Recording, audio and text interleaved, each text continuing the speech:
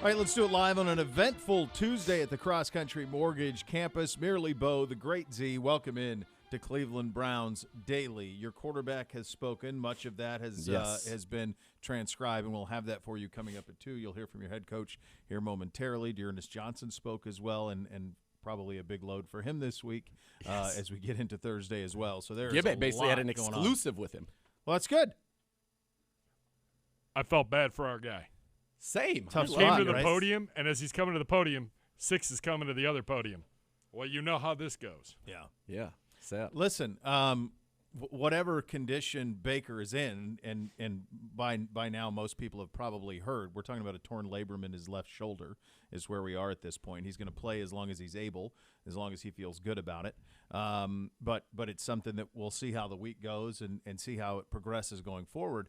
You feel this much is certain. Janoris Jenkins is going to be the engine or one of the main pistons in an engine by the time Thursday night comes around. Yeah, he's going to be the primary ball carrier here. And in addition to some of the things you just talked about, going on here on campus at the Cross Country Mortgage Campus, I see that it's the beginning of vest season.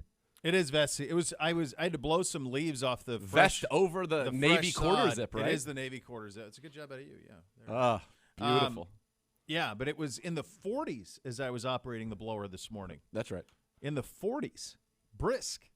Were you while you were out there operating the blower Sure. in a robe, no doubt, probably a resplendent robe, was the bold in the hot tub?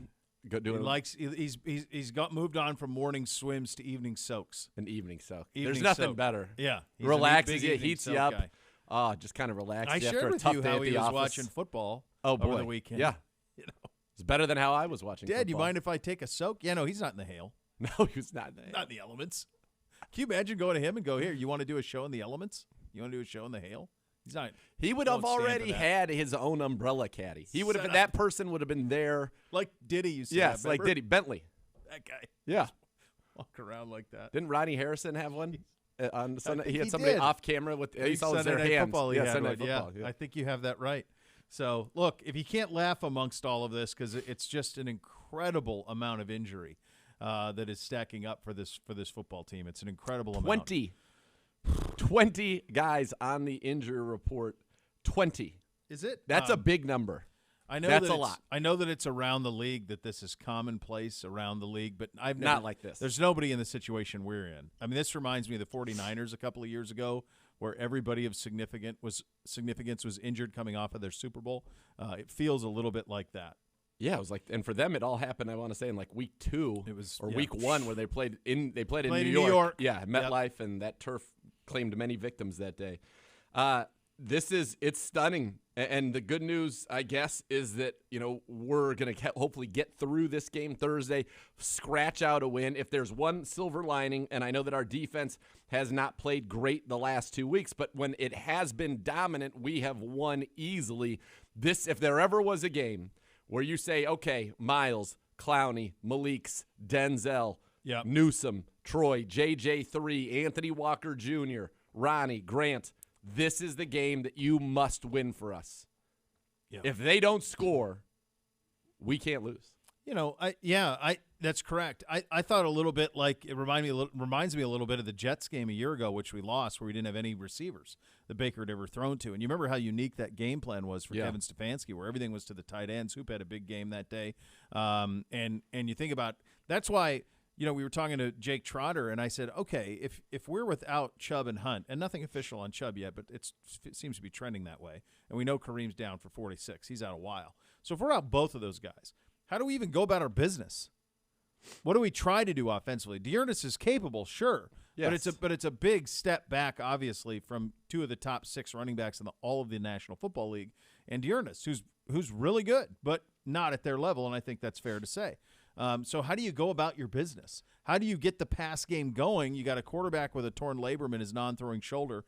How do you get it going? And I look to the tight ends, And to me, this feels like a tight end game on Thursday night. I don't know. We'll see as it gets closer, but I feel like those guys, Chief and Hoop, have a chance to play a big, big role. I think I like some of the things that we did in this game. We had more quick kind of screens out to wide receivers, Felton and Odell Beckham Jr. I could see some of that. DPJ's continuing to evolve.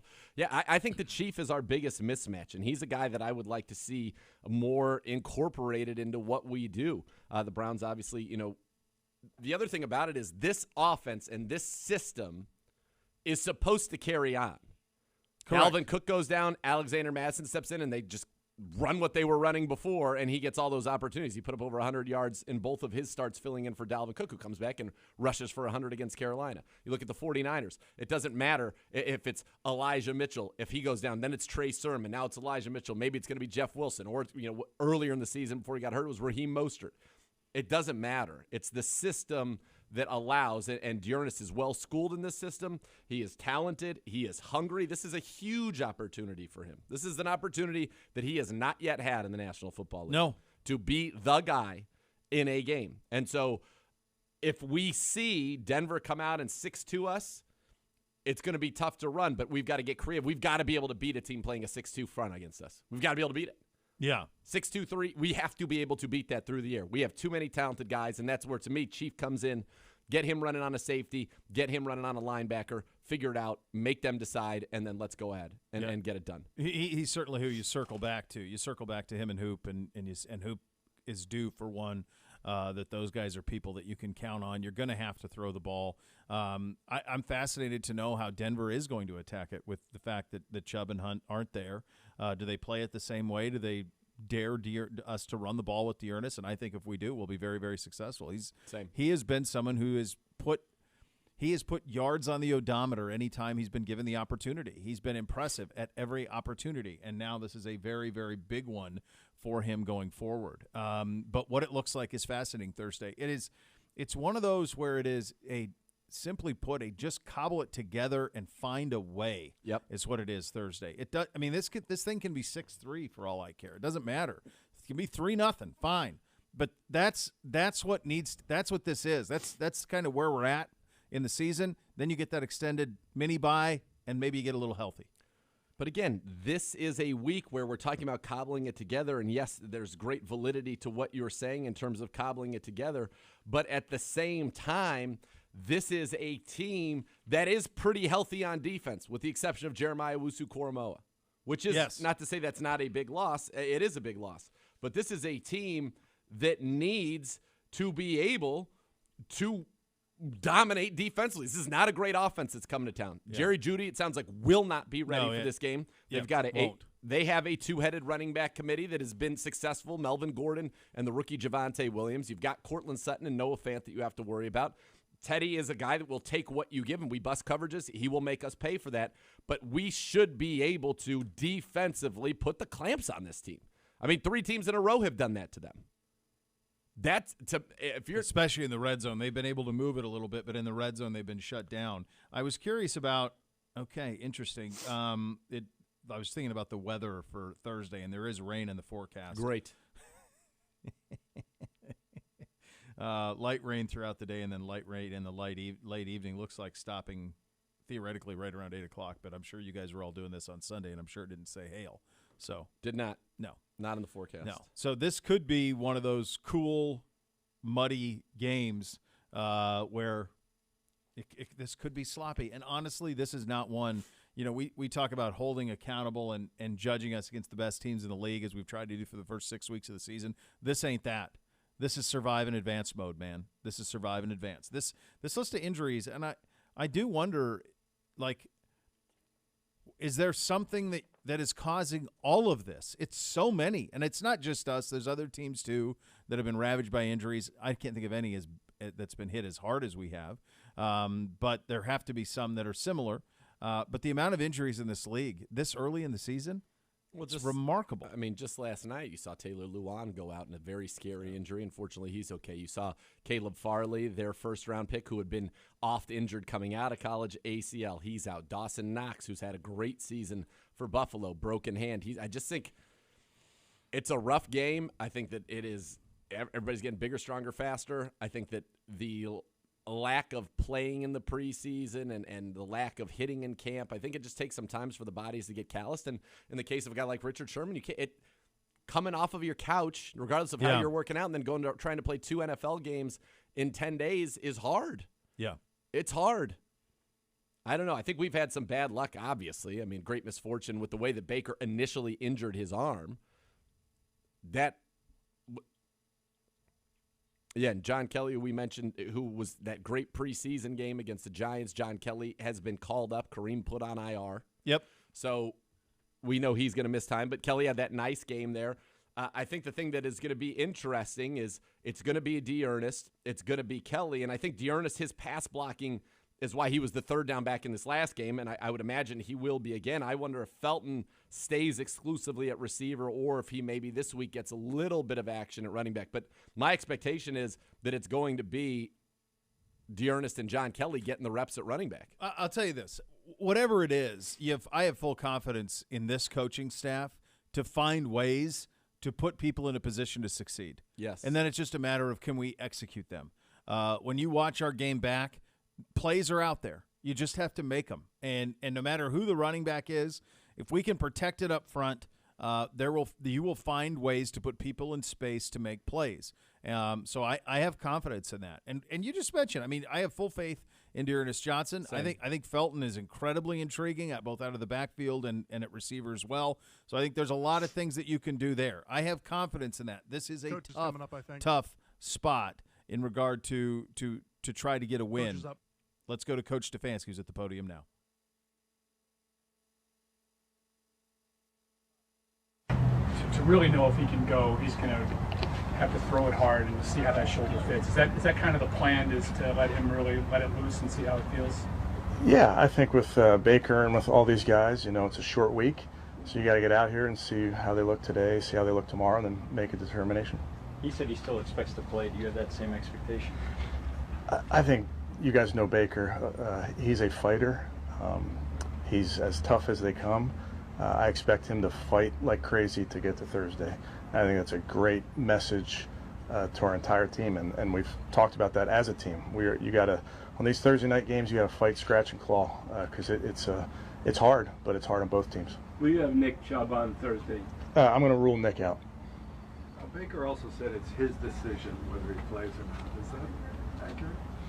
I think with Baker, with all of our players, they have significant input in these decisions because it is their body. I just rely on what they say. I rely on the medical staff when making those determinations. Has the medical staff advised him to sit? I don't think we're far enough into the week, Tom, to make that call. How about Jarvis Landry? He's going to move around today, and again, we'll see. How did he look Friday, Ken? Good. Limited work, so I think we'll get a better understanding today. Was the idea to practice him at one day last week to try to get him for a Thursday night? Not necessarily for Thursday. I mean, it was just part of the rehab, and that was when he could go and, see if he could make it last week, see if he can make it this week. And how about your tackles? Yeah, Jack and Jed, they did some work already today. I'm going to hold them out of the practice today, but they did some good work already today. Not ruling them out, though? No, I'm not ruling them out. And when do you think you'll make a decision on quarterback?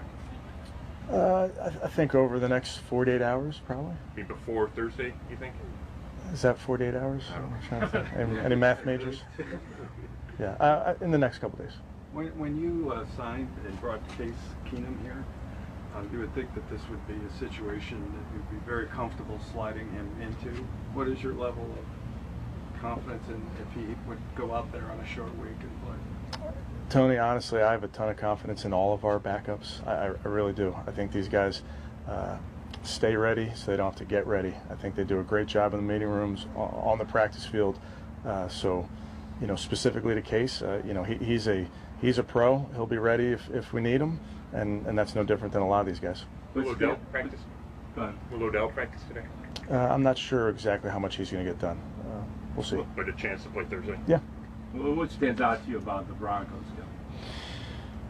Really well coached, number one. That got a bunch of playmakers on offense, got a bunch of playmakers on the defensive side of the ball, really all three levels. Coach Fangio does an outstanding job, always has. It's a major challenge when facing his scheme, which is really working its way around the NFL right now. So we saw it a little bit versus Chicago. We saw a little bit of versions of it versus Chicago, version of it versus the Chargers. But just, a really good football team, good AFC football team. Kevin, it's kind of a weird week, it being a short week for you. How does who gets what reps at quarterback in practice get a factor into the decision in terms of who plays Thursday? Yeah, the practice itself, just based on the fact that it's Tuesday, isn't going to be a normal practice, if you will. You're not going to get every single rep, so that won't factor in a big part. Is there any scenario in which Keenum would start and Baker would be still available, or is it either start or not available? Yeah, I couldn't get too far into the specifics, Tony. I just think we're really focused on today. Will the availability of the tackles play a part in the quarterback decision?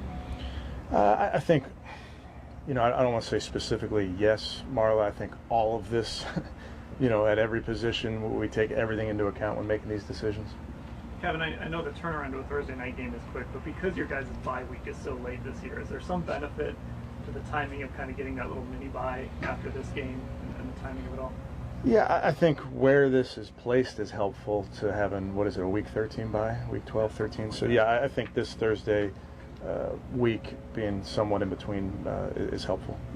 What have you seen? What's the strengths of D'Ernest not on special teams, but as a runner? Yeah, I think you guys saw D'Ernest in their last season at times, and he was very dependable. He was very accountable. Broke some long runs for us. Can really catch those. Just like all these guys that may get called upon. Is he one of those guys who can accelerate once he gets in his face? Yeah. I think you've seen him return kicks before for us, and he's got great vision. And like you mentioned, when he puts his foot in the ground, he can really accelerate. Is Felton or Kelly his main back? Yeah, I think all those guys. I never probably put out a depth chart, but it's. I'm asking because of Felton's position flexibility. Is he really? Is Kelly more of a running back for you guys in this game? Yeah, I mean, John's a running back. Dimitrik might be back there. He might be a wide receiver. I think it's very, very fluid. So, Kevin, with Nick Chubb then missing 2 games, are you confident he'd be ready for Pittsburgh then, or for him not to have been put on IR? Yeah, I think we'll deal with next week. Kevin, your familiarity with Teddy Bridgewater and Pat Shurmur? What do you think of each of those guys, and what kind of factor could that have? Yeah, I mean, Pat, great friend, extremely instrumental in my development as a coach. Teddy, one of my all-time favorites, just a great person, great football player. Excited to see both those guys. What was the process like getting ready? Did you have your quality control coaches like last week on Denver? Yeah, those guys haven't slept in a few weeks. Right. I mean, Vic Fangio said he took a peek at you guys on Saturday. Did you do the same? I didn't. I try not to cross streams, if you will. But I've spent a lot of time, obviously, on these guys. Is Pat's offense this year the same as it was when you guys were together in Minnesota? No, I think he's definitely evolved. I think like all the good ones do. Pat's certainly changing up what he does. Hey, Malik Jackson said that Myles Garrett kind of had another one of those, hey, let's meet as a defense sessions yesterday, and kind of, was trying to kind of rally the guys that way. How valuable has he been as a leader? I mean, we know what kind of player he is. Have you seen him step up in that category, and what do you think it means for the entire operation on defense? Yeah, I've seen Myles grow just in my year, my 2 years with him. I've certainly seen his leadership role grow. He takes that part of his job very seriously, and I think it's natural for him. And every once in a while you got to hear from the big guy. You see guys responding well to him? Yes. You were there when Teddy got hurt. Is that one of the most amazing comebacks you've ever seen? It really was. I was fortunate to be around him when we drafted him. I got to coach him when I moved to quarterbacks, and just to see what he went through and the positive attitude that he kept throughout the whole trials of all of that was inspiring to really the team, all of us. So he's an all-timer. Kevin, you talked about leadership and this team having their back against the wall a little bit, but in what ways have you seen these players respond mentally the last 2 days to show you they're turning it around and looking to Thursday? Yeah, I think you're really forced to. You have to. It just comes at you. So you start the meetings and you very quickly address the previous week, and then you're on to Denver and you're full speed ahead. There's so much that goes into these games. There's so much from a preparation standpoint that you really don't have time to dwell on what happened, win, lose, or draw the week before. So I've seen all of our players. I've seen the leadership step up and understand this is a really big football game Thursday night. Kevin, you guys were kind of in a similar-ish standpoint this time last year, coming out of Week 6. Baker was ailing. You guys didn't play well at Pittsburgh, and then completely turned it around. I know it's a different season, but in having that experience for a lot of these guys, does that help you at all in this situation, coming off the way you played and what you still have in front of you? Yeah, honestly, Jake, I don't go that far back with it. We just we understand the task at hand. We got to play good football, offense, defense, special teams against a good team, an AFC opponent, and we're really putting the focus there. Do you expect Greg and Greedy to continue to split reps at that spot? I think we'll see. Greg, was on a bit of a pitch count last week. I think he's doing better, so we'll see. You expect AJ back this week?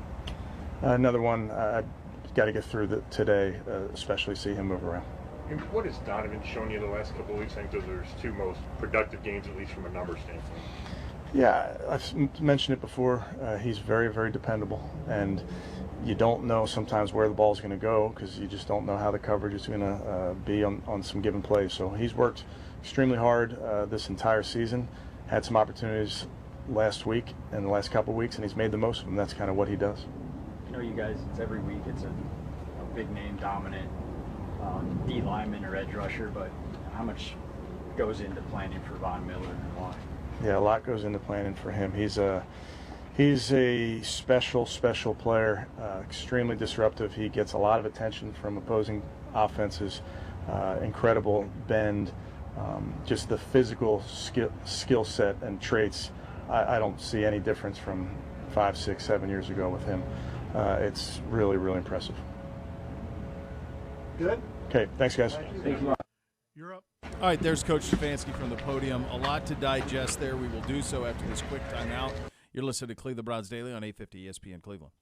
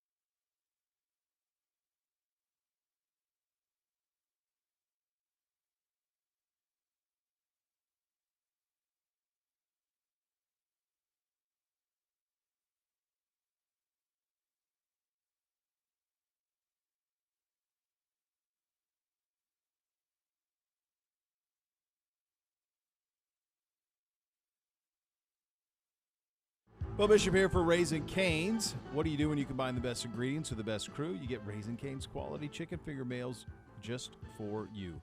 Join the crew, ready to safely serve the community. Apply today at workatcanes.com or text RC Jobs to 97211. Standard message rates may apply. Raising Cane's, one love. All right, so there's a lot to unpack here from Coach Stefanski.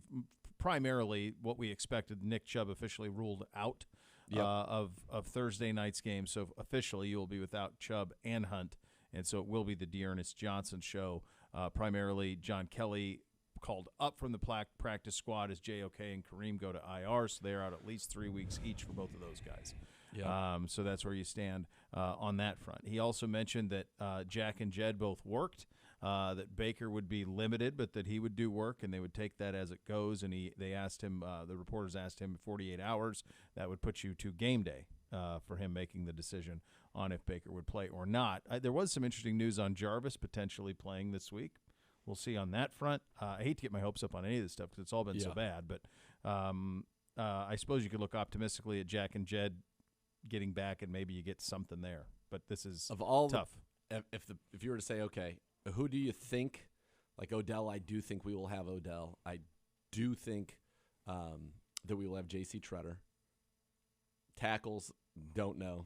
Running backs, obviously, we know now it'll be Dearness Johnson, John Kelly, some John Stanton probably, maybe even some Felton mixed in there in addition to his receiving duties. Jarvis, too early to say.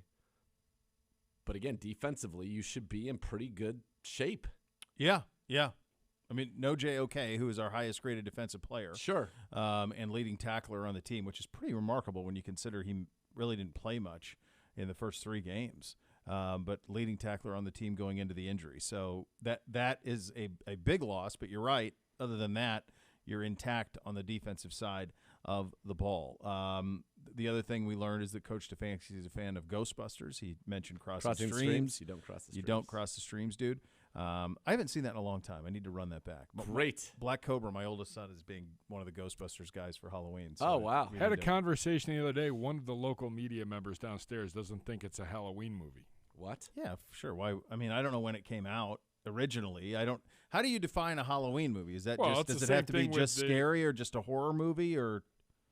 It's the same thing with the little Die Hard, the original. Christmas movie, not Christmas movie. It's not a Christmas movie. It just happens to take place at Christmas. No. Wrong answer. No. The Elf is a Christmas I think in both instances, you're talking about is the spirit of the story about Christmas. About the holiday. No. And I would say that Die Hard is not. It just happened to be set there. Now, if you need an excuse to watch Die Hard in December, then by the grace of God, go right ahead. But what I'm saying is that you're welcome. What I'm saying is that if you need an excuse, you have it. But it's not. That was not the intent. Now I don't know if Ghostbusters was or not. Give me a release date, Gibby. Can you give me a release date on the original Ghostbusters? I just think anything that involves ghosts feels like a Halloween movie. Yeah, it feels like. Boy, I remember going to the theater and seeing it as a kid. Which it's interesting. I was thinking, like, is it appropriate enough, like, for which of the boys could watch it? Because there's some interesting Zool stuff at the end. But that's going to go over their head, I would think. Little Sigourney Weaver towards the end. There is no Dana. There's only Zool. September 13th, 1986. Then I would say that's a Halloween movie. Yeah. That was the intent for that was that 1986? Yeah. That's right. Wow. I'm younger now than when I saw it, I'm younger than my oldest son is. Yeah, I've got 2 dates. I have that, and Wikipedia, because you got to believe everything on Wikipedia, says June 8th, 1984. How can I have 2 different dates? I don't understand that. Wow. That would be even more troubling if I saw it when I was 6. That would be even more troubling. There's no way. That old. No, it's got to be 86, doesn't it? Feels like it. Yeah, 84 feels real early. I don't know. Jeez, but to maybe. me, I don't know. Maybe I did. Maybe I didn't. For example, E.T. Sure. Part of E.T. takes place during Halloween. Remember, they go trick-or-treating. I'm going to be honest with you. I've never seen E.T. from start to finish. Oh, wow. It's great. Phone home. But it's not a Halloween movie. Yeah. Whereas this Ghostbusters feels very much like a Halloween movie. Yeah, I mean, I think you're dealing with ghosts, so I think it's in play. Yeah. By the way, can I just jump in with a quick aside right now? Did you watch any of the Monday night game? Oh, I was getting there, but yes, I did. Okay, I did. I did. Am I jumping ahead? Was there a whole section for it here in Gibbe's rundown? Not a whole section. There's a mini section. I mean, you could read the rundown. Where was prior to the show? Why start now? Wasn't it at 1:15? We're in it. Yeah, we're headed there. All right. This is what we call segment 2. Yeah, This so is it. We're here. I wanted to bring it up appropriately. So thank you very Go much. ahead. I don't understand why this is even a question. Go ahead. Before you do, let's get into the OBM Hot Topics. Ohio Business Machine, preferred Thank copy you, Beau. provider of your Cleveland Browns of all the X's Pro. and O's for your office. Call 216-485-2000 or visit ohiobusinessmachines.com. Pro. As you were saying. Like, the need for the Manning brothers to not take any time off, I realize they should get to do whatever they want, but it is massive. I think they run the risk of almost being forgotten because now they're off 3 straight weeks. We need them back. I've not forgotten. No, Watching I know, that me broadcast, too. But that like, it's rough. The momentum that they had is they might get a hero's welcome though. We'll see. I don't know. You tend to not want to go away. I agree. In this business, whether it's the TV or the radio or two brothers talking on an alternate stream, like you tend to want to continue to build off of that, and they just vaporize for 3 weeks for reasons beyond any explanation. And then here's the other thing. I love Louis Riddick. I think that he brings some good insights to it. Sure, yeah. It feels a little intense and over the top over the course of this is the first time I've actually watched the full broadcast. It's like almost too much. Like it goes to a lot of the same wells over and over. The other thing is I've been familiar with Janoris Jenkins for basically the entirety of his career. I'm glad you're bringing this up. I never knew that he was Jackrabbit Jenkins. And even if he is Jackrabbit Jenkins, and unless he's officially changed his name to Jackrabbit Jenkins, he does not need to be called Jackrabbit Jenkins 7,000 times. It was to the point where it was like, dude, I don't even want to hear about it anymore. Like, enough. Stop. Like, is this some cool? You're cool because you're calling him Jackrabbit? Like, I couldn't agree more. Way too much. It was distracting. It was ridiculous. It was obtuse. It made no sense. So he is Janoris Jenkins. He has changed his name to Jackrabbit. I asked Laurinaitis about this morning because he played with him in St. Louis, and he said what he did is he said, "Call me Rabbit. I'm not Janoris. Call me Rabbit," because he chased rabbits. He grew up in Pahokee, Florida, and he chased rabbits. Right. So he chased rabbits. So he's Rabbit Jenkins. Okay, fine. Travis Benjamin was Rabbit. Let me tell you this. Yeah. At no point have I ever heard a secondary player, a defensive player, anything other than those of the, Myles Garrett type where you just know them mostly as their first name. I've never heard of anybody referred to primarily and almost entirely by their first name. If his name was not Jack Rabbit, do they have every time they put him on film would they have said Janoris? Of course not. They would have said Jenkins. I feel like where's Jenkins here? They went to the well over and over and over. It was distracting. It was crazy. I thought it was nuts. They went out of their way to incorporate him in the broadcast. Over and over and over and over.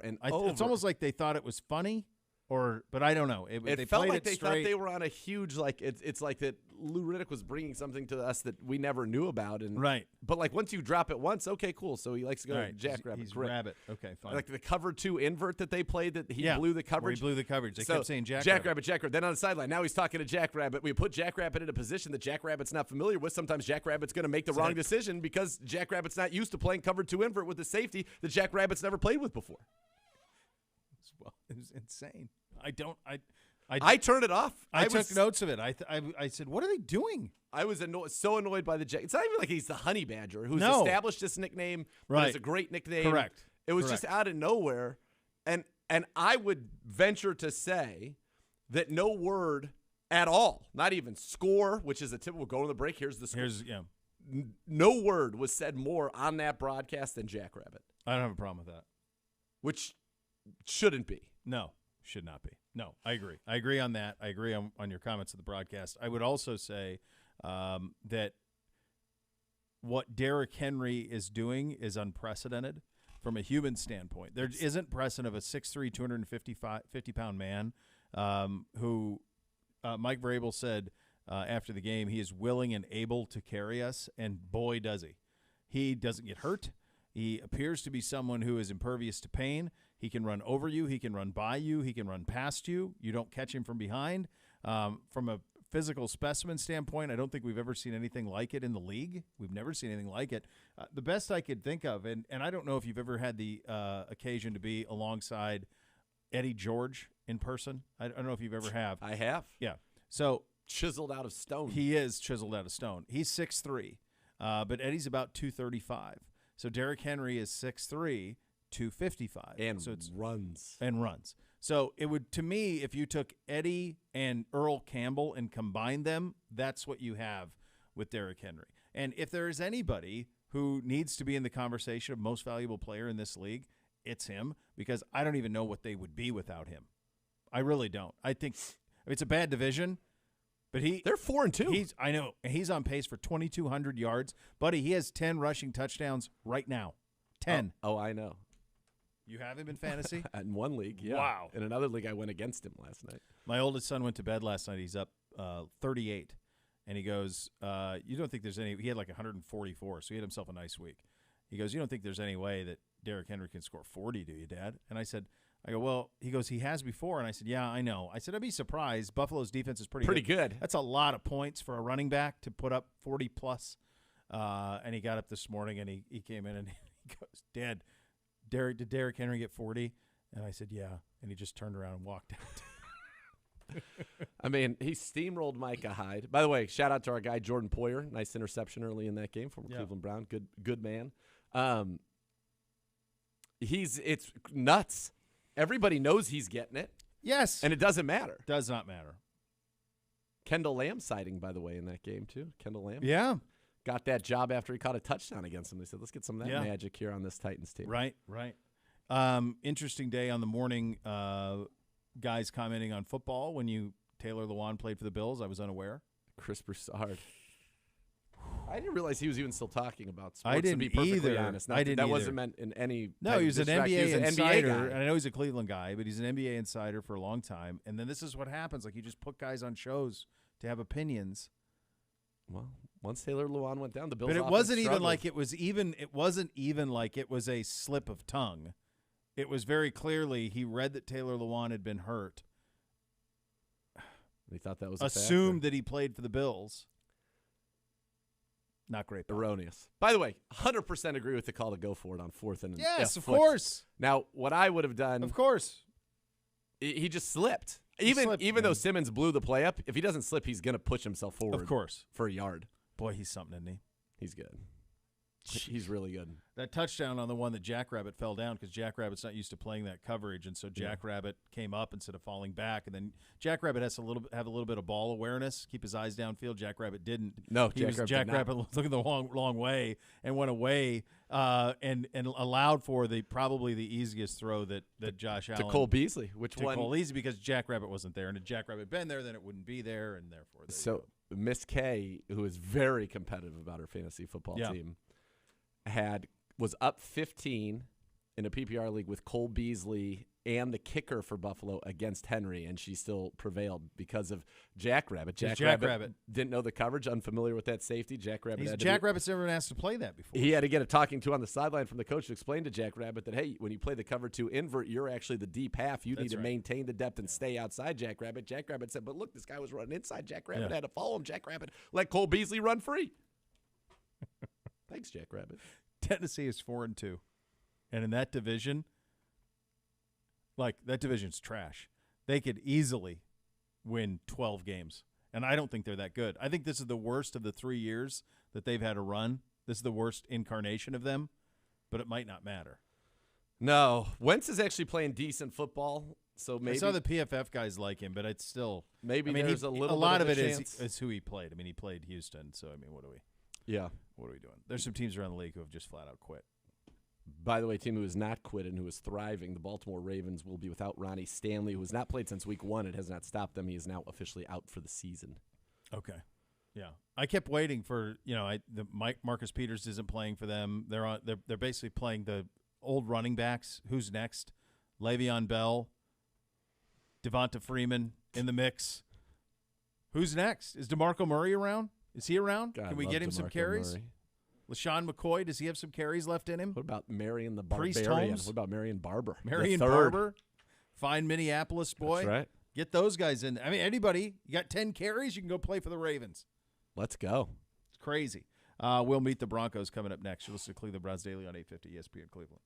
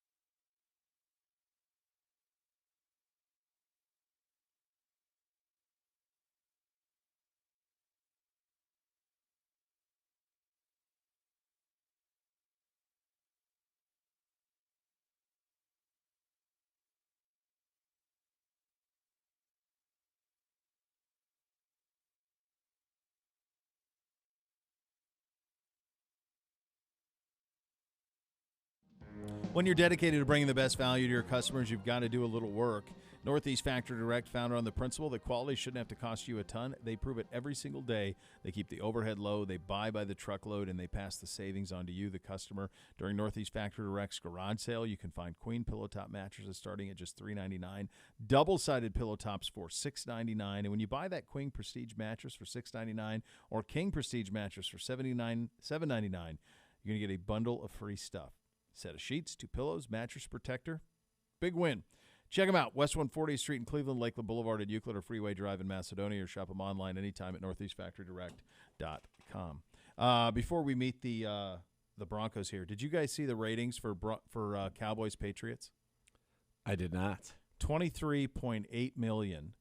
It was the highest-rated CBS game since 2015 in the late window. Wow. And the last half hour of the game was 30 million viewers. So when people printing money. Yeah. So well, and also not dead, huh? No, no, certainly. And also when people say, "Oh, who cares about everybody cares about the Cowboys." Well, they're good, and they're good this year. And they're really good, but everybody cares about them. Like, they are the singular driving force of ratings in this league. Can't explain it. America's team, crazy color pants, I don't know, but they are. They absolutely are. And that's an incredible number to do that. Playing against a New England team that's just frankly not very good. Week 6? Week 6. Just a little Week 6 game for you. 30 million in the last half hour. All right, let's meet the Broncos. Dr. Z. All right, Broncos started the season off 3-0. They have lost their last 3 games. This is a team, though, that is a good defensive football team. They have the number 4 scoring defense, the number 4 total defense, 314.7 yards per game, number 5 against the run, number 11 against the pass. They also, like the Browns, though, have a negative turnover differential. They're -2. We are -3. Offensively, not a great team, but certainly middle of the pack. 13th in yards, 14th in rushing, 13th in passing, 250.8. They are 22nd, though, in points, due in large part to their struggles in the scoring area where the windows get tighter. Teddy Bridgewater on the season, 1,514 yards, 10 touchdowns, only 4 interceptions. Not bad. Pretty good. You got 2 running backs. Melvin Gordon, 332 yards, 4.7 a carry. Javonte Williams, 300 yards, 4.6 a carry. So they have a 2-headed running back. They basically just alternate drives with them. Literally, that's what they do. It's 50-50 right down the line there. They have 2 really good receivers. Cortland Sutton, 33 catches, 471 yards, 2 touchdowns. He's the big body. He has given the Browns problems in the past. And then Tim Patrick, who is just kind of their Mr. Reliable. 34 targets, 25 catches, 344 yards. So he's averaging 10 yards a target, 13.8 a catch, 3 touchdowns. And then they've got Noah Fant, their tight end, 30 catches, 273 yards, 3 scores on the season. So this is a team that can run it. It is a team that's got 2 very good receivers. Normally they would have Jerry Jeudy. He is back, eligible to return, but sounds like he won't be back. And then KJ Hamler, their speed burner out of Penn State, also hurt. So this was a team that, was supposed to be loaded at receiver. They're a little bit banged up there now, but solid. And then defensively, it's just a good front. They are hard to run on. You've got Mike Purcell, the big guy, Shamar Stevens, Deshaun Williams up front. You've got at defensive end, or your defensive ends, you've got the great Von Miller. Von Miller, 4.5 sacks on the season. Malik Reed on the other side with Bradley Chubb out. He's got 2 sacks. And that's really what they've been doing. You got the big guys up front. Kind of Draymond Jones has had a nice season, double-digit pressure. Shelby Harris has a sack and about 19 tackles. So they're tough up front. Tough to move, tough up front on the back end. They made the investment into Patrick Surtain. The second was their first-round pick on the season. He's got 1 interception, 4 passes defense. They also have Bryce Callahan, Kyle Fuller, Ronald Darby. So a lot of names you know. Darby and Fuller have been very good players in the league. And then they have maybe the best free safety in the league, Justin Simmons, who's got an interception already this year. And then Kareem Jackson playing the other safety, also a very good player. He's got a sack and a pick of his own. Good defense, good special teams as well. Brandon McManus, perfect on the year. Kicking field goals, 12 for 12. Extra points, 12 for 12 as well. This is a team that, and Bridgewater's been more than fine. The 10 picks, he's been more than fine. But this is a roster that a year from now, if Aaron Rodgers is on it, if Russell Wilson is on it, it's a Super Bowl roster. They Yes. got everything else. They have injuries at receiver that are significant, but they've got a lot of talent in a lot of places. They could move it up and down the field. They did that in their game against the Raiders last weekend. They just struggle in the red zone, to your point, when those windows get condensed a little bit. But they'll be game for this one. The one thing I am curious about, I know we'll have Benjamin Albright on probably Thursday, Gibby. We'll have Ben on Thursday. Yeah. Get a little take on the little bit of infighting. Obviously it feels like lame duck coach situation there with Vic. So you wonder about that coming into this game as well, if there's a little bit of finger pointing in Denver. Yeah, and that's kind of something that, they're battling, and they're, as much as we think things aren't going well here, they're not going well in Denver either. That battling that they're having, going from 3-0 to 3-3, and really losing what I would call unceremoniously. These games really have not been competitive at all. And if you're the Browns, there's nothing that you would like more than a non-competitive game where you were able to shut down this Broncos team and get it done on the offensive side of the ball. The potential for that is there. Could be a dreary, wet Thursday night. You fly across the country, and boy, are we sure we really want to be there. And for them, then it could lead to changes. We'll ask Ben this too. I mean, there's still some uncertainty with ownership there in terms of long-term, what that's going to look like. They will go for, and I do believe this, that whenever they sell, they will go for the highest number that a professional sports team has ever been sold for. They will set the record. I would be surprised if it was upwards of $5 billion when they sell that franchise. It's kind of like the latest quarterback to get the contract is going to get the biggest one. I mean, the NFL is, as you just pointed out a moment ago, doing pretty well. Yeah, and it's that, but it's a great market. Yeah. It's a market Passionate. that is owned, that is passionate. It's a region they own. Yep. They basically own that entire region. If you're talking about Utah all the way up to Wyoming, the parts of the Dakotas, Montana, and Idaho, they almost all identify as Broncos fans all the way up and down that region. I didn't. I was more of a Bears man. I know you were. Yeah, you were a front runner. Yeah. You were a front runner. It's interesting, too, because I think people think because of where you grew up in north central Montana that you would pick the Seahawks and or the Vikings or the Broncos. But as you've been quick to point out, it's not like you were driving to a game. They were all at over 8 hours. And, West is big. I had a motto. Whenever I went someplace, I would walk in and I'd say, I didn't come here looking for no trouble. And then all of a sudden they turned that into a song, and I was like, they did. These are my people. These are my peeps. They did what they did. Sweetness. Yeah. The fridge. I like going to their fridge. That's true. That's true. Is this the most hated non-Steelers franchise in the NFL to this fan base? Gibbe, as a native Clevelander? I would say if you take the Ravens and the Steelers out of it, take our division out of it, because obviously what happened with the Ravens, people have not forgiven, Ratbirds, you hear all that. I would, in my estimation from everybody I've talked to, and I've been here now 20 plus years, there's no doubt they hate John Elway and the Broncos more than anybody else. Oh, yeah. I don't know if it's a hate of the Broncos. John Elway is hated. Hate of John Elway. He is hated. Yeah. Like, my father. But he didn't do anything, right? Other than play well. But, I mean, he didn't, take it personal. My father's probably he didn't one say, of the I most own you. peaceful men on the planet. Yeah. And the only time I've really ever seen him, get angry and want, pain for someone was John Elway. Yeah. I mean, it was – at one point, he was one of the 4 most hated people in Cleveland. I mean, you could put Odell, him, Jordan. Jordan, too, for maybe this shot, LeBron. huh? Jeez, we hate a lot of greatness. It's a lot of greatness to hate. There was a time. Yeah. No, I'm not saying now, but there was a time where those were your 4 most hated people in Cleveland sports. Yeah. I'm not saying now for LeBron, because I think there certainly are some. You hate him. Quit and left again. No, now I think CeeDee Lamb's your most hated guy. I like CeeDee Lamb. He just made a mistake, and he just needs to own up now. No, I think he's going to be fine. The Browns High School Football Game of the Week is back. It's presented by Ohio Cat in association with MedLiminal. Fans can vote now to determine this week's Game of the Week at clevelandbrowns.com, at Browns on Twitter. Poll closes Thursday at noon. This week's candidates: Independence against Brooklyn, Berea Mid-Park versus Olmsted Falls, Southeast versus JFK Catholic, VASJ versus Padua. The winning team from the selected Game of the Week receives $2,500 for the high school football program. Do vote today. Did you see this? Browns Daily was tagged. I know you were tagged. Gabe Warner had a great tweet as we were going off the air yesterday. He goes, newest hashtag Gibbe Rushmore frontrunner, hypocrite Gibbe. Hypocrite Gibbe is fun. I do like that. Great. Yeah, I do so like that. So chesty about it, too. I do like that very much. All right, you'll hear Baker at the podium coming up next. You listen to Cleveland Browns Daily on 850 ESPN Cleveland.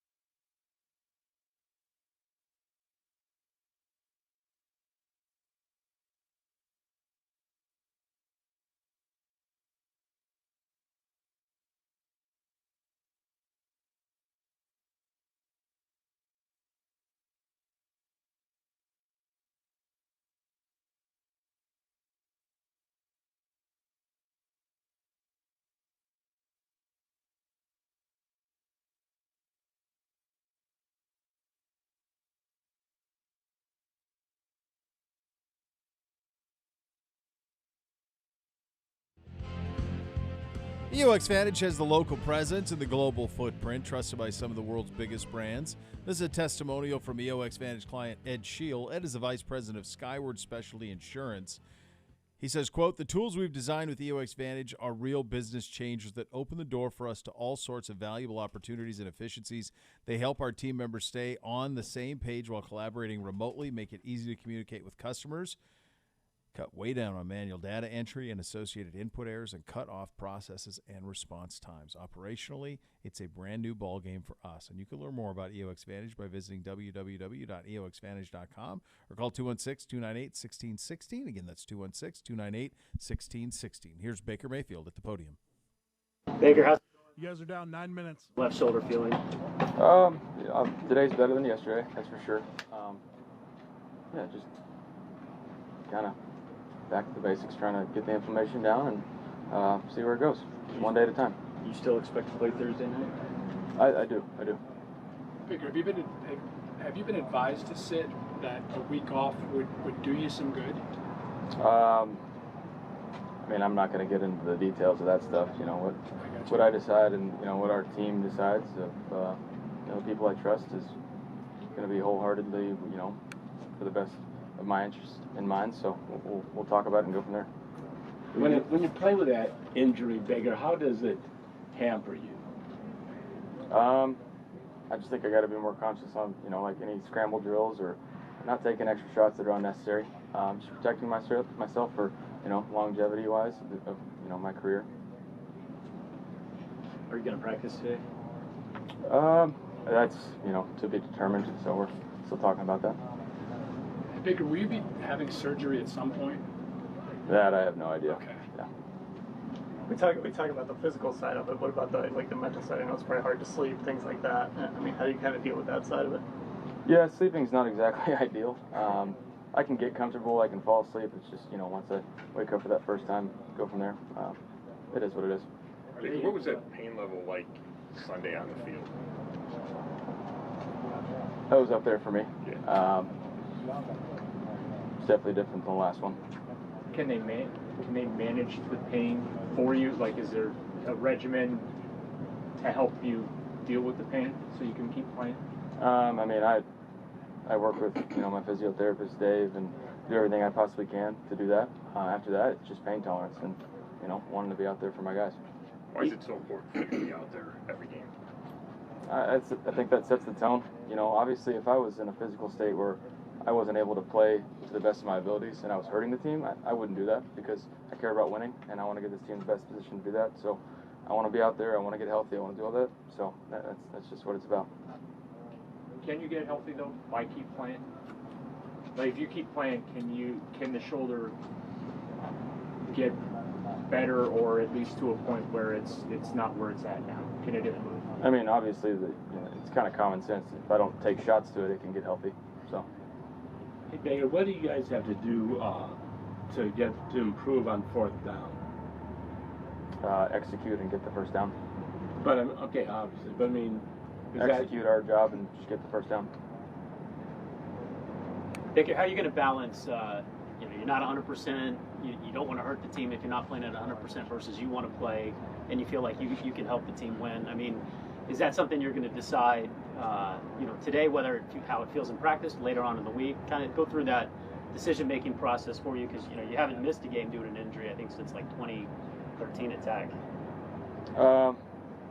Good memory. Thanks.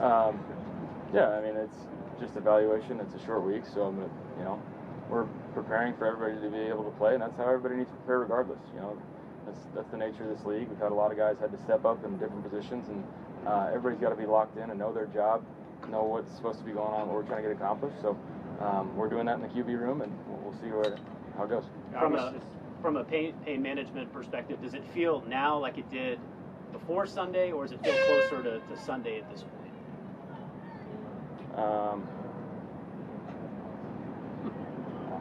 Closer to Sunday, I guess. So you in week 2, obviously, when the shoulder popped out, there was a partially torn labrum.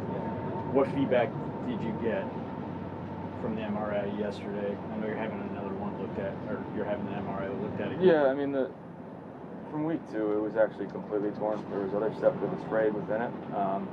So it's just one of those things. With shoulder injuries like that, you try and stabilize it. You strengthen the muscles and ligaments around it to where you feel that stability, and it's not, doesn't have the likelihood of popping out nearly as much. And so that's where I'm at right now. And luckily I've got a great guy I work with to be able to do those things. And Pat Rock, one of our trainers, is with him every day. So it's managing that, and it's trying to prevent it from happening again. But on a fall like the game Saturday or Sunday, I mean, anybody's shoulder probably would have popped out from how I felt. So it was kind of a freak deal. So did they tell you what happened within the shoulder as a result of that, or is it just the same as it was before? Or more damage was done by popping out again? Yeah, I mean, it wasn't ideal by any means. I'm not going to get into details, but it's not the same. Baker, sorry for being redundant here at all. You said you expect to play. What will tell you that you can't or that you shouldn't?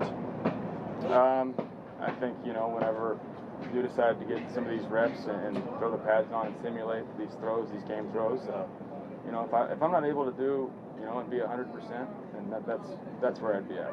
If I have to make that decision, only I know how my body feels, and if anyone questions whether I'm hindering the team and going out there injured, that's just not right. So it's my decision. I get to say whether I'm able to play or not, and that's just how it is. Kareem was such a spark plug for you guys early in the season. How big of a loss is it? I understand it's a big loss, but just from your perspective, touch on what losing him is. It's tough to lose a guy like that. He's a high energy guy. He hates not being out there. He's a football guy. He wants to be out there playing, and that's where you saw just the raw emotion after his calf got hurt. It wasn't the pain for him. It was realizing that he's going to be out for a little bit. So that hurts, from a spark standpoint, explosiveness on offense.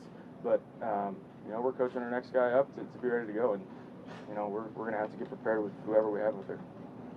Hey, Baker, so the other day, Sunday night, you said, our backs are against the wall. You're banged up and you just, obviously other teammates. Do you think guys are rallying around that? The idea that, hey, we got to overcome this?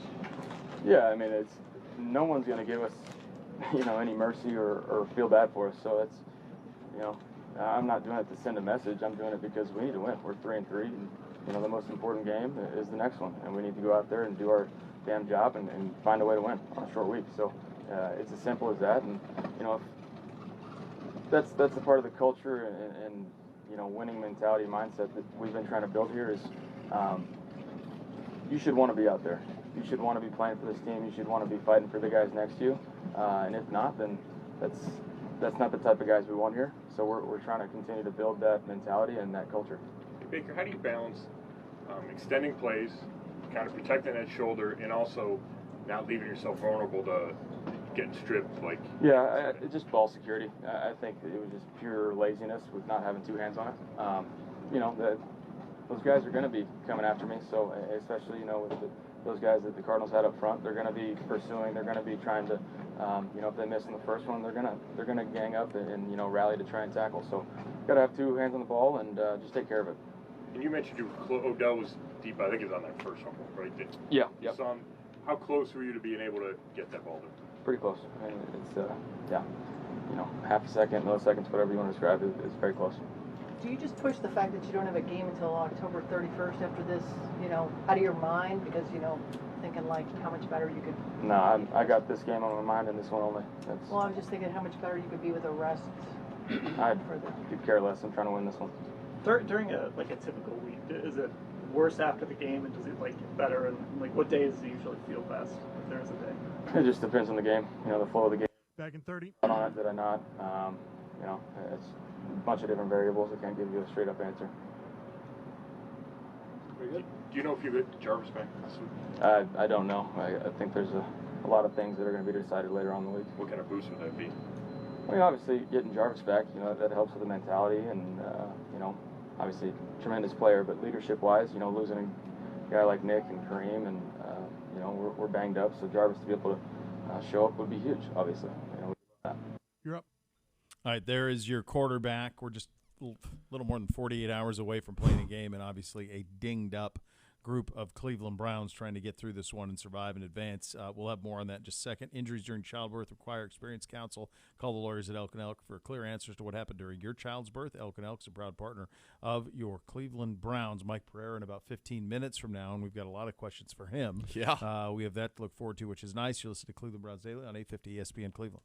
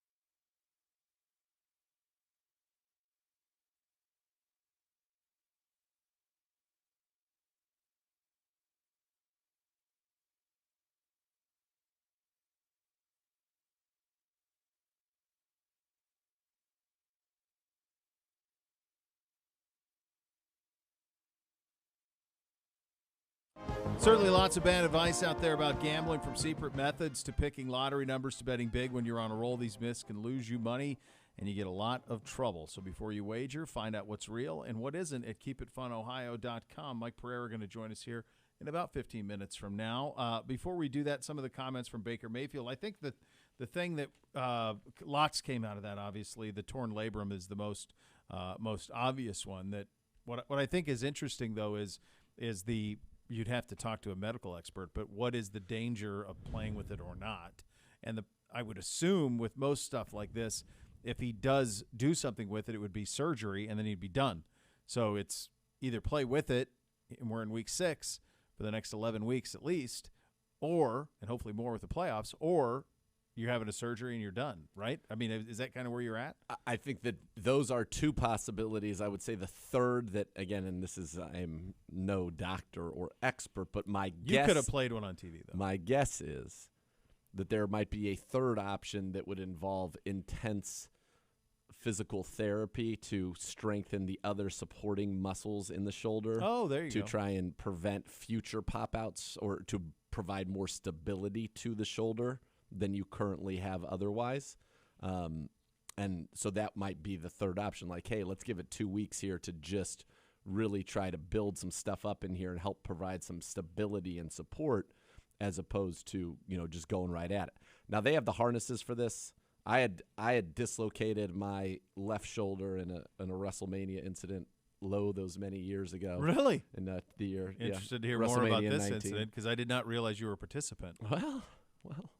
And I was in a great deal of pain. I had to get like this crazy kind of like harness on there, but then eventually through physical therapy. And again, I'm not trying to play NFL, so don't think I'm making any correlation between me and this. I mean, I think you are, but it's fine. I'm not. Go ahead. But that was mine was rotator cuff, which I think is different than labrum. But I had a partially torn rotator cuff, and so that's what you had to do is kind of like build up the rest of it, and then I never had surgery, and I've never had another issue with it. But I mean, it was the point where like if I was playing softball, if I hit a softball and I didn't sweet spot it, even with the harness on, it popped out every single time I hit a ball. It was not. It was so unfun. I mean, really, what you're thinking about from Baker's perspective is what he's got to do as he manages the pain with this, and as he tries to play through it. What he has to do is mitigate hits. So yes. I would imagine that what you would do from Kevin Stefanski's standpoint is you would engineer, and our offense already has a lot of this, you'd engineer a lot of quick hitters. You mentioned the screen game, which we started using a little bit last week. You wonder if those jet sweeps come back into play and you actually give on some of those. I would imagine it would include some designed rollouts to move the pocket and to avoid kind of a crowded pocket where you take hits that you don't see coming. It happened to a couple of times in the Arizona game. I would imagine that would be the way. Unfortunately, you won't be able to do this. Otherwise you'd say, well, all right, we'll ride the two backs, but they're not here. Right. So you'll be riding Dearness Johnson in this game, and he's really good, but he's not on the level of the other two guys. I think everybody would admit that. So the way that Kevin Stefanski manages this will be interesting. It's made more so by the fact that it's compounded by the fact that it's a short week. And so you're going to have to put something in specifically. You're going to be running all your stuff, but in terms of the plan, you're going to be putting it in primarily in a walkthrough mode. And we've read some of the tweets from some of the guys who were at practice today that Baker did throw a little bit at practice day. I think Jake Trotter had something like that he observed a little bit of throwing from Baker before the media was not allowed at the session. So that's kind of where you sit. So you got a couple of days here. You got 2 practices to put in some stuff that, hopefully can protect him.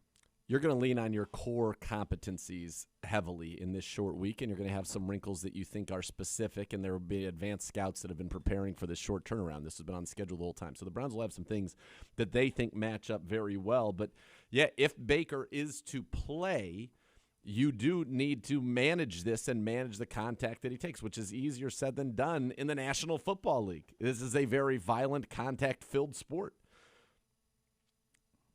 And in cases, the biggest hits that he took, other than the one sack that he didn't see coming from the right side, were all on plays that broke down and he scrambled out of the pocket. And those are things that are hard to deal with, right? It's hard to prevent those situations from happening. If it was just as easy as the guy that's supposed to, your primary receiver's open every play, nobody'd ever get hit in the NFL. But that's just not the way that the game works. I think it's going to be my guess is if surgery's not an issue, what can there be with the labrum? There causes the instability, there's pain. Is there a harness that he feels comfortable, gives him stability that he can play with? Is there physical therapy that he can be doing that will increase that stability in that shoulder and decrease the pain that he can handle? He's a tough guy. I don't think pain alone would keep him off the field. It just does not seem to be the way that he is wired at all. You heard Kevin Stefanski talk about that as well. I think it's going to be the stability of it, and then how does that impact his ability to deliver the football accurately? Yeah. Yeah, because that's the threshold, right? The other thing and this is where what you and I don't know, is given if you have a labral issue, how much more likely does that then become that you have a rotator cuff issue as a result of playing through this? Because the rotator cuff is the tendons and muscles that support the shoulder joint. The labrum is the protective cuff of cartilage found in the shoulder that provides that stability, cushioning, and a full range of motion. And so that's the thing. If you tear your rotator cuff, that's surgery. Yep. If you tear your labrum, it's not necessarily surgery, which is what I think they're trying to figure out. How can we play through this, and what's the best way to deal with this? Now, if this was in his right shoulder, forget it. It's over. You're done. Yeah, you're done. But at it's that in point. his left. Yeah, so it's managing it. You may not be a doctor, but you sounded like one there. I looked up some good orthopedics. And listen, our partnership with UH and the great team of doctors, Dr. Voos, who we've talked to, Dr. Cupp, they're going to be on this and do the best that they can and put together the best plan that they can for Baker Mayfield. By the way, Cammie Justice has tweeted out some video of Jarvis Landry moving out there, and frankly, I thought he looked pretty good. Well, that's optimistic. That would be, we could use a little good news. That would certainly qualify as very good news if you could get Jarvis back. I think one thing we've learned, and not that you and I needed to learn this, I think we've already known it, is that to a certain extent, and perhaps to a greater extent, Jarvis Landry is the heartbeat of the team. Like he is he is that true leader that crosses all position groups and people follow. And we've missed him tremendously, let alone what he is on the field. I mean, he had 80 yards in his first game, and and he catches everything. I think he's 6 targets, 6 catches, if memory serves. So that's right. He's not only is he incredibly dependable and good and all of those things, but he's just such a leader on this team. So if we could get him back, that would be really beneficial. And I think it would provide a lift. I think you're at a point where any sort of positivity would be tremendous. His return would provide a lot of it. So cautiously, very cautiously optimistic. Yeah, he's like you said, he is the heart and soul of this team. He brings you so much. His ability to run, his toughness, his blocking, knowing what he's doing at all times. He is, I think, as emotionally important as he is performance-wise important, and both they're very, very high. He's not going to be loosey-goosey, just strolling around. He's going to be out there with intensity, real stride, and verve. Won't be any of that, certainly. Let me ask you a question. I showed you in the break the Ozark trailer, which is out now. I did like it. If you have, so we were in the pandemic and there were no shows, and I know you're into Squid Game now, and I might give that a shot tonight. But it's crazy. If you, if I said you have to rank these in order of finding out how it ends versus never seeing another episode and just being happy with what you've received. Succession, which debuted Sunday. So this is like the one that I most want to know how it ends? You have to know how this ends, or you can never watch it again. All of these shows are either back. Succession was back on Sunday. Curb is back this week. Is that one of the shows? That's one of them. Succession. But Curb's not really like a plot show. Like it's not, but like, can you imagine if you could never watch any more Curb? Like whatever LD brings to the table, you come in here on a Monday, I've watched it, you haven't, I've got the joy, you don't. Or Ozark. Those are your 3. Which one would you most want to see how it ended? Well, I don't want to be without Curb in my life, so I guess I would have to choose that number 1. But so to me, because the other 2 are plot-driven shows that we're now supposed to be emotionally invested in the outcome of, yeah, I'm much more concerned with and interested in the actual end for Ozark and what becomes of this. Whereas Succession, I kind of just enjoy the banter, and where it goes is not nearly as important as the fact that we're on the journey. I think you have that right. I think in Ozark, it's where is this all? What is going to be the ultimate payoff? Because they've already had some absolute just bangers to end seasons. I mean, last season's ending was just wow. Yeah. And so where does it go? So then I think you have that right. So if you had to either watch no more Succession or no more Curb, which one would you pick? I need to watch Curb. Has to be in my life. All right. So I would probably choose Succession in that because I have a huge library of Curb. But you're not allowed to watch it, I thought you said. No, the old ones you can watch. No more new episodes. Oh, well, in that case, catalog. I have enough. I got so much Curb. Like, there will be new things that annoy him, and I'll appreciate all of them, but I don't. You'd be so bummed, though, if I came in here and I was, like, crying, laughing. I think you'd be more bummed if I was crying, laughing about how Larry's season is just great than I would be if, like, oh, well, guess I know what happened. Kendall blew it.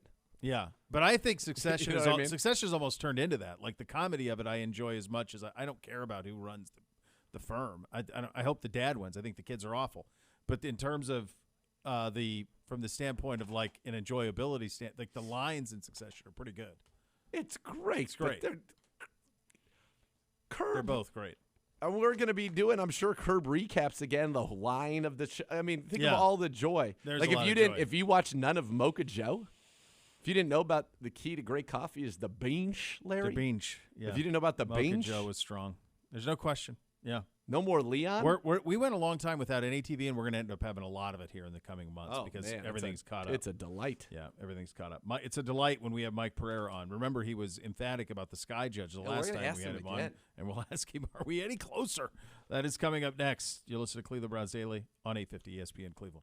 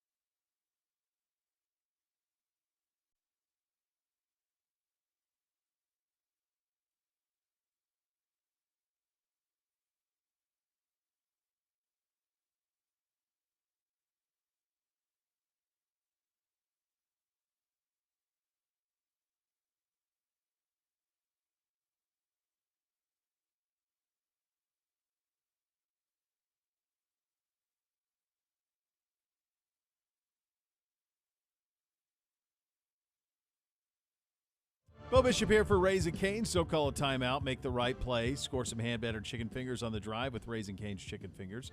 Bring home a box combo with 4 hand-battered, cooked-to-order chicken fingers, crispy crinkle-cut fries, fresh coleslaw, buttery Texas toast, and Raising Cane's secret cane sauce. Top it all off with delicious iced tea or fresh squeezed lemonade. Game day never tasted so good. Proud sponsor of Ohio State Athletics. Go Bucks. What a treat this is to head out on the hotline for a visit with Mike Pereira, rules analyst at Fox Sports, former VP of officiating for the NFL. Boy, Mike, it was rough for us Sunday and here in Cleveland. We've had a couple of these back-to-back. I mean, we had the Mike Williams pass interference call on a 4th down that was pretty brutal in retrospect from our perspective. We had the second drive of the game where there were several calls, including a couple of pass interferences against Denzel Ward and then two roughing the passers against Kyler. Do we feel picked on, Mike? Are we? Well, it sure seems that way. I mean, I kind of shared Baker's frustration when he was talking about the pass interference calls. As I look at this season, and I look at it through 6 weeks of the season, a concern for me is always the passing game and also the protection of the quarterback. And I'm not concerned with what I have seen about illegal contact and defensive holding. I think that has been pretty consistently officiated.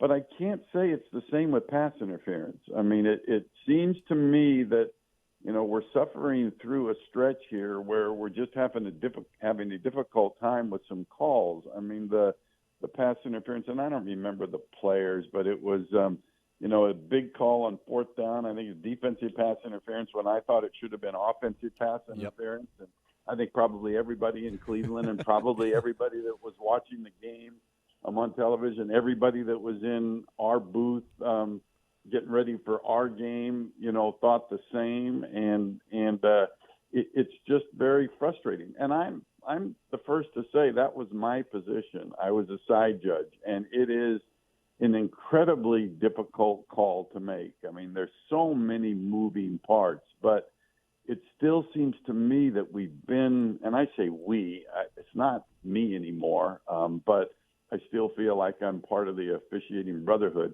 We just have struggled with interference. I can't say why. There's been a change in the mechanics that keeps you actually closer to the play, and I think we saw that on that big 4th down play. I don't think the official, who was a veteran official, I don't think he really got a good look because he was so close to the play.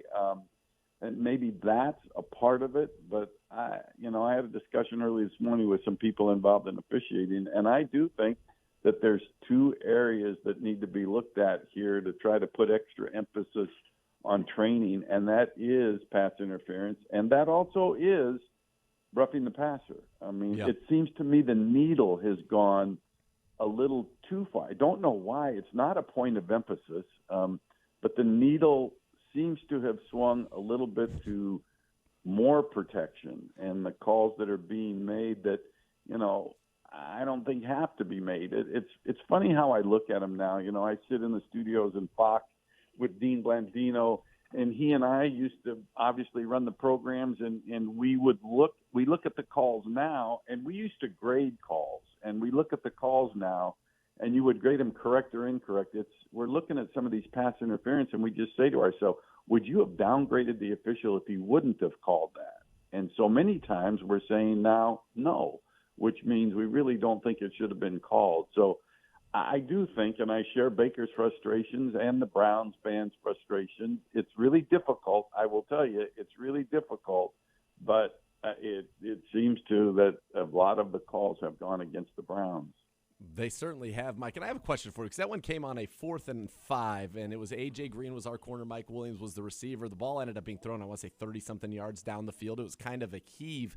Is there, and we've had another on a 3rd and I think 20, they kind of just threw one up, and they ended up getting a pass interference on a John Johnson interception earlier in the season for us against the Bears.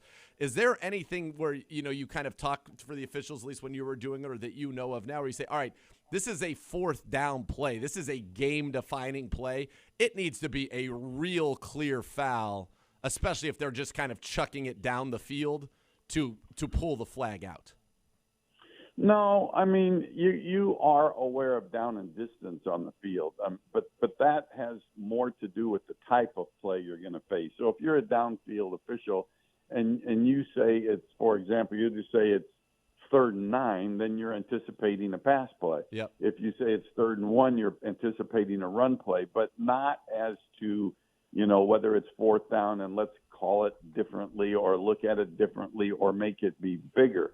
The only time that really figures in, or let me just say the only time it should figure in, is the Hail Mary at the end of the game. And there you allow more. Unfortunately, this year, the needle went a little too far there also. And a receiver was tackled, and actually it should have been called. But that is the one where you look and say, hey, if you play through a guy's back or you push him aside to make it, that's fine in a jump ball. But not on a 4th down. And quite frankly, if I'm any coach, I want the game officiated the same on 1st down or 4th down. If I'm any coach, I want it officiated the same in the 1st quarter as in the 4th quarter for consistency purposes. Sure.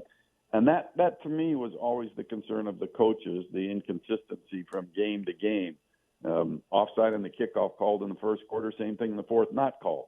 So you need to have that consistency.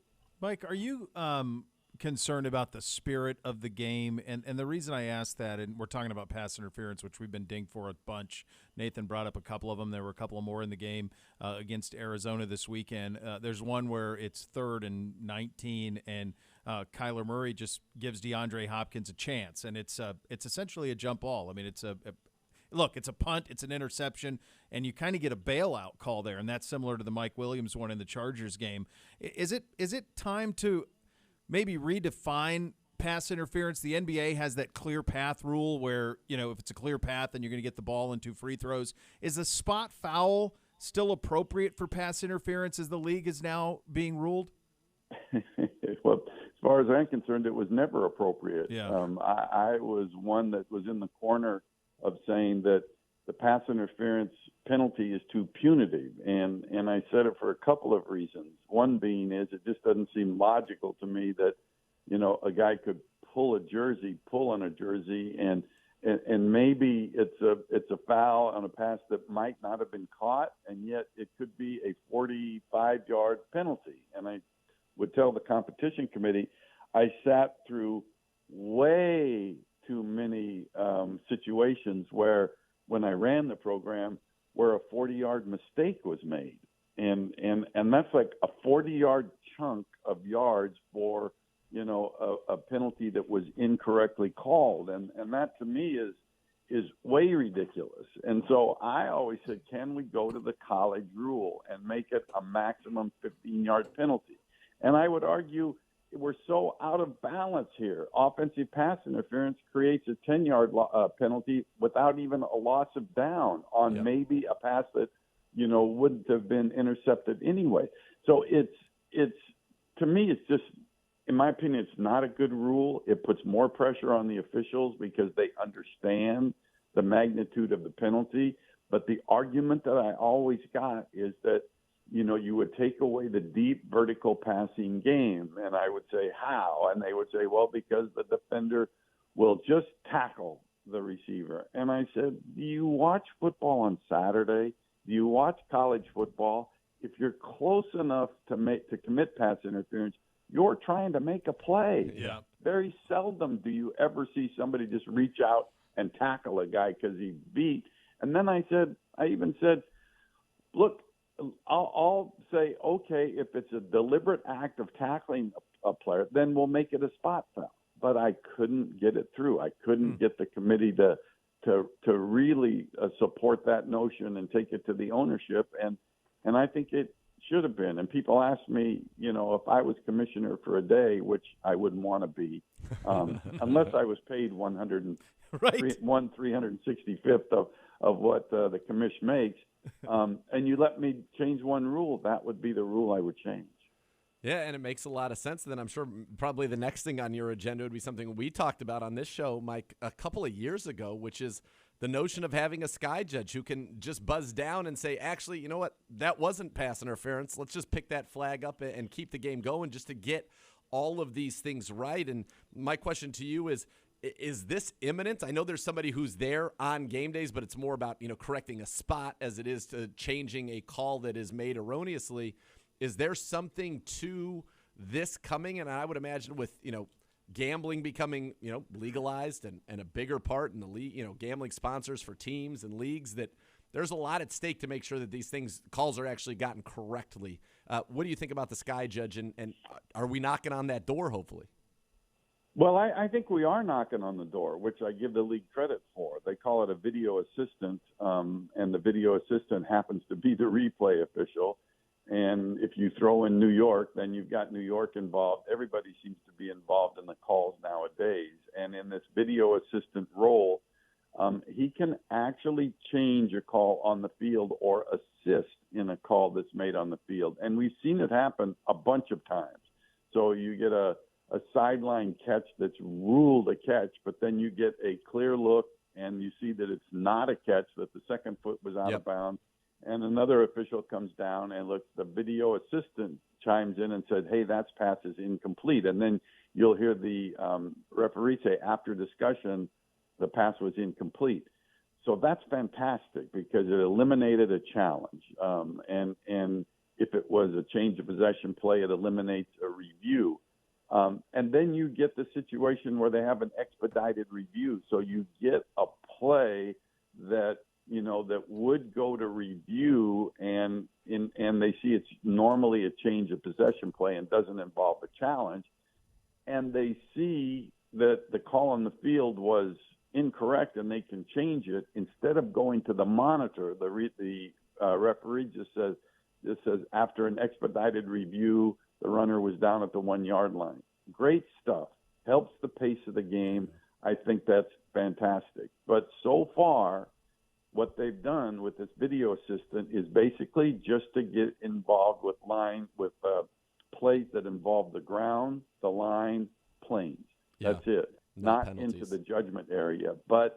And it reminds me of the way we started in replay at 1999. It was grounds, lines, and planes. And now it's expanded to what is a catch, what's not a catch, all these different things. But I think the door is open. I think it's finally ajar. And I believe, because it's been successful, there's been some hiccups, and there still are some things to work out, but I think it's open to where it can expand. And eventually, I do believe, with the video assistant and the replay official being the same person, I do believe they need to be separate people as they move on and include more that can be changed. So I do think we'll see it. I don't think they'll ever call it a Sky Judge because one of the spring leagues, the AAF, called it a Sky Judge, and they're not likely to copy another league. They'll come up with some other title for it, but I do think it's in the making.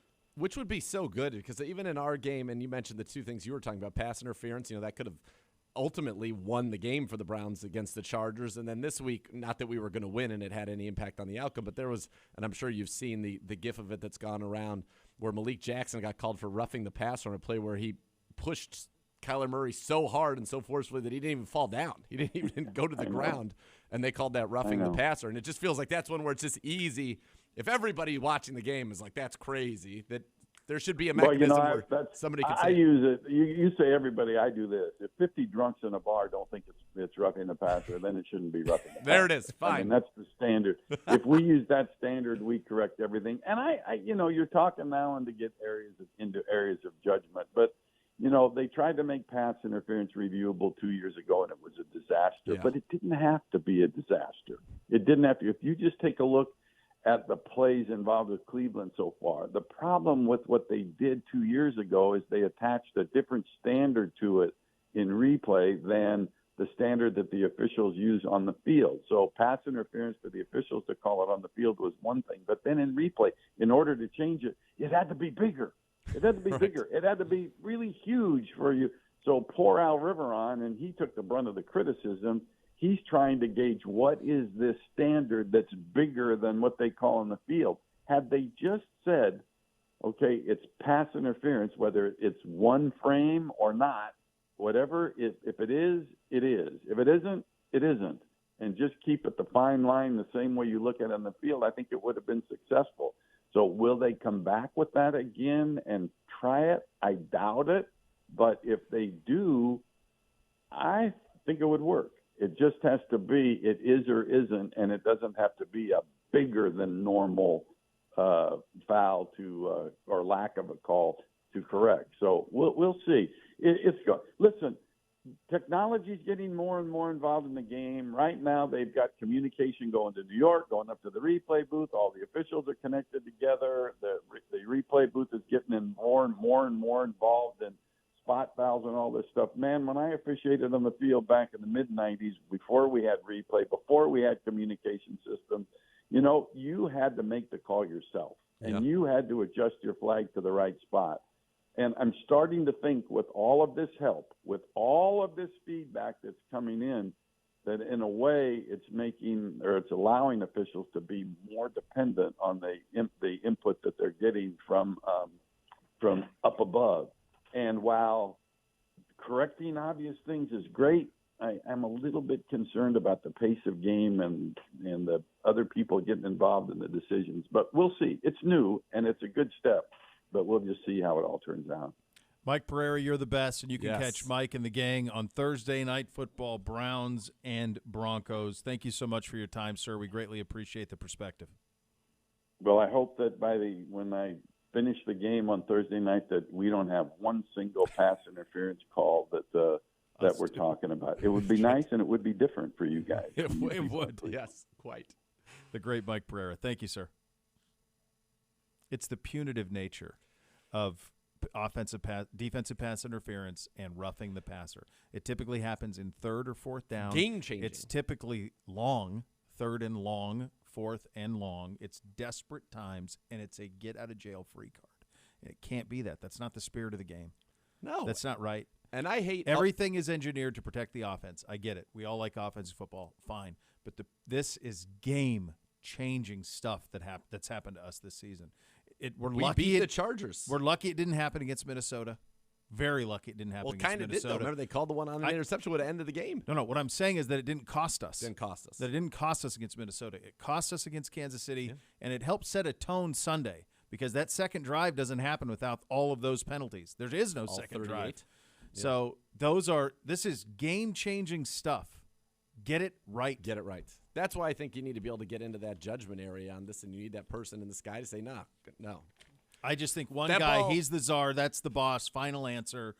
Nope, wrong. And you're not hurting feelings. Listen, I'm on the sidelines. Yeah. I'm very close to where these officials – I know how quickly this stuff happens, how it's tough to kind of decipher, but if somebody has the benefit who is not there and just watching and says, hey, well, John Johnson actually picked this pass off about 5 yards short of where Hopkins was. Oh, and by the way, out of bounds. This ball wasn't catchable. Whether a foul was committed or not, at this point, doesn't matter. The ball wasn't catchable. Pick the flag up. So much more to come. You're listening to Cleveland Browns Daily on 850 ESPN Cleveland.